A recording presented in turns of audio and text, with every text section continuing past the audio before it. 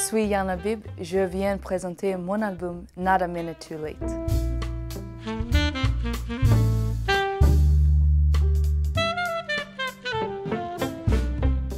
You're all I want for me, partner, friend, lover. I consider myself a singer with many influences. To choose one would be very hard because I don't want to limit perhaps what I will do in the future. But of course, right now jazz is a very strong influence, and jazz is what I've trained my voice in.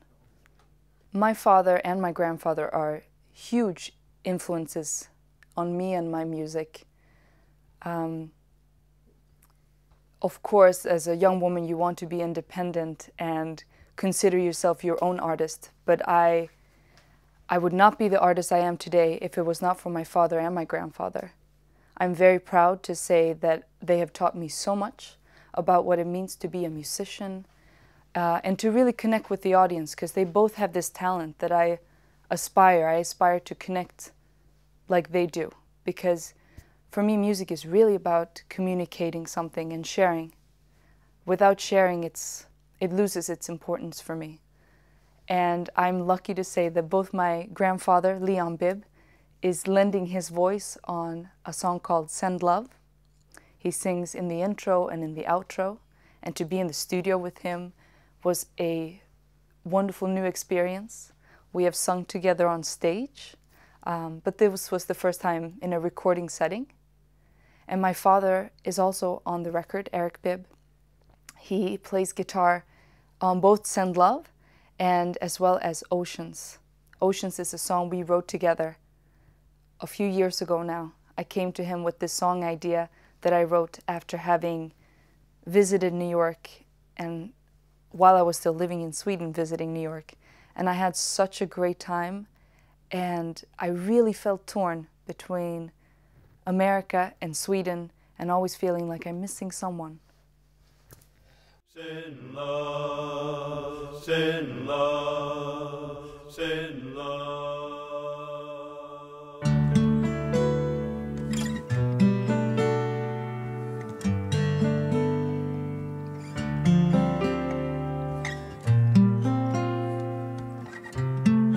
With your thoughts, with your words, with your touch, send love with your... The best advice I've received from my father is to just be me and never compromise what it is that I have to say, my message, because you can't please everybody. Everyone is going to have a different opinion about you and your music, and if you get stuck trying to please everyone else, then you perhaps lose yourself.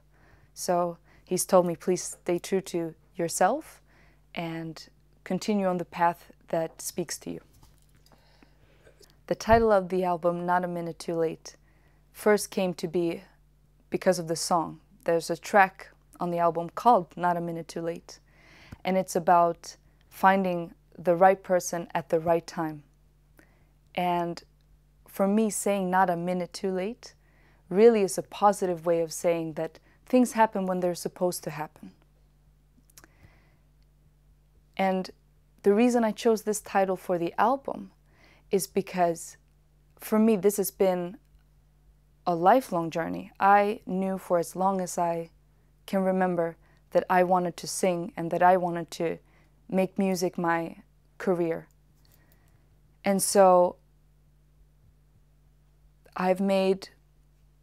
recording this album took longer than I actually expected. I just knew I wanted to share, and I was so eager to share, but I had to allow things to progress naturally and get together with the musicians I wanted to work with. And so when it was time and I finally had the music ready and I knew what the album was going to be, track 1 to track 10, I was thinking, what should I call it? And then Not a Minute Too Late, knowing that things happen when they're supposed to happen.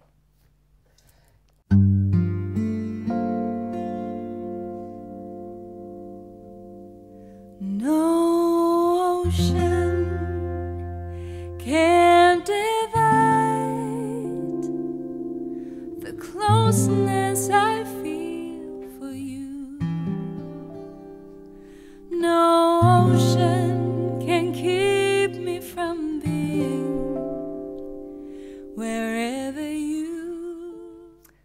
when it comes to the 10 songs on the album, some of them are standards, and there are standards that I connected to.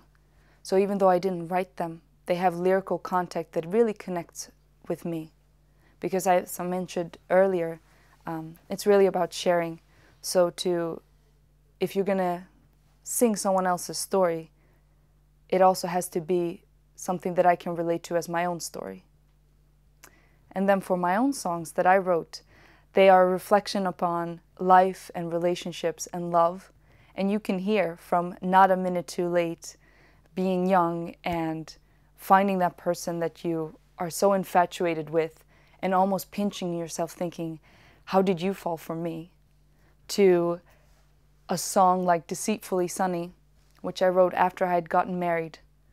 And we had our first big argument. And it was scary. It was, what happens now? We've committed for a lifetime. But we argued. Is that okay? How do we deal with it? Does that make our love stronger or weaker? And for me, arguments are necessary and they make it stronger. So that's what Deceitfully Sunny is about.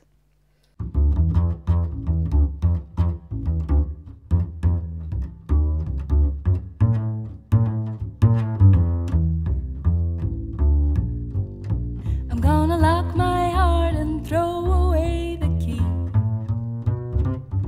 I'm wise to all those tricks you played on me.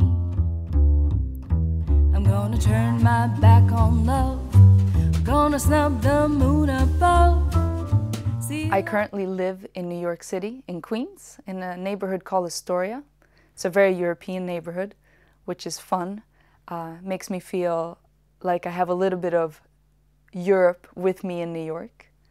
I was also born in New York. Spent, I think, my first months in Brooklyn. But then from a very early age, before the age of 1, I've lived in Sweden. So I was raised completely in Sweden.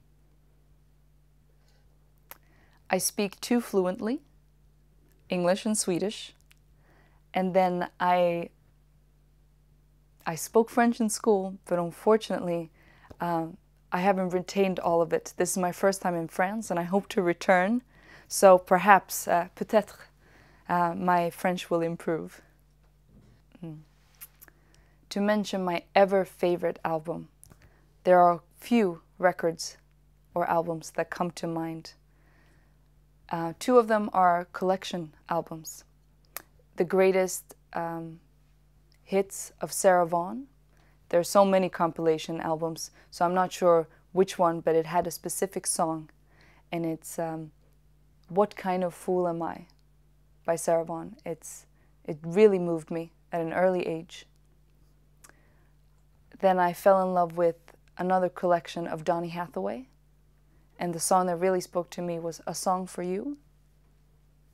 But then I can't deny that Mariah Carey, for me, growing up as a teenager, was the epitome of singing. A power ballad any day moves me.